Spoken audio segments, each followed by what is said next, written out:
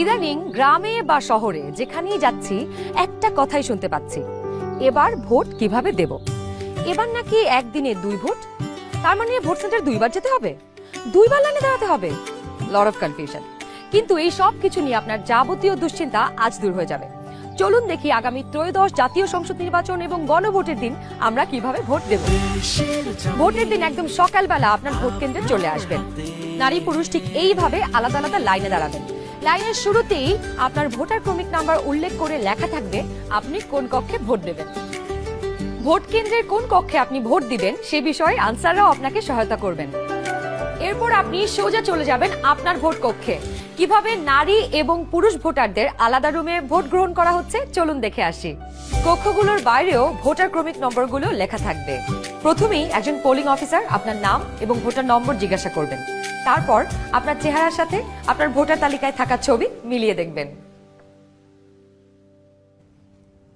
এটা আমি, এখানে একটু খারাপ আসছে ছবি। বাবার নাম আনিসুজ্জামান। ভোটার আয়শা খানম, ভোটার নং 0157।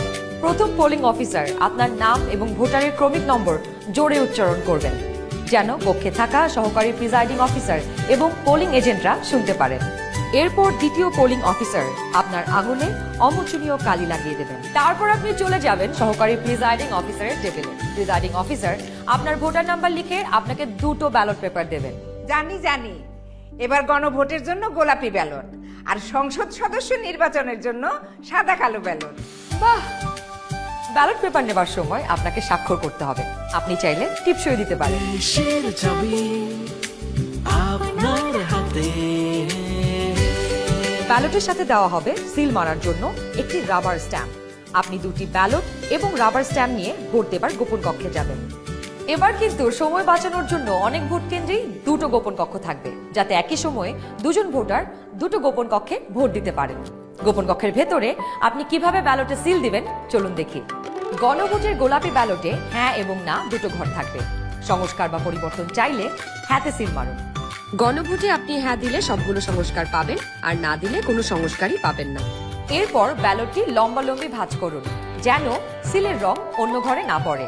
এরপর আড়াআড়ি ভাঁজ করুন। সংসদ সদস্য নির্বাচনের জন্য সাদা কালো ব্যালটটিতে থাকা আপনার পছন্দের ব্যক্তি বা দলের মার্কায় সিল মারুন। সিলটি কিন্তু নির্ধারিত ঘরের বাইরে যাওয়া যাবে না। মার্কার বাইরে সিল পড়লে আপনার মহামূল্যবান ব্যালটটি বাতিল হয়ে যাবে। সিল মারার পর এই ব্যালটটিও প্রথমে লম্বালম্বি ভাঁজ করুন, যেন সিলের কালি অন্য মার্কায় না লাগে। এরপর আড়াআড়ি ভাঁজ করুন। এবার গোপন কক্ষ থেকে বের হয়ে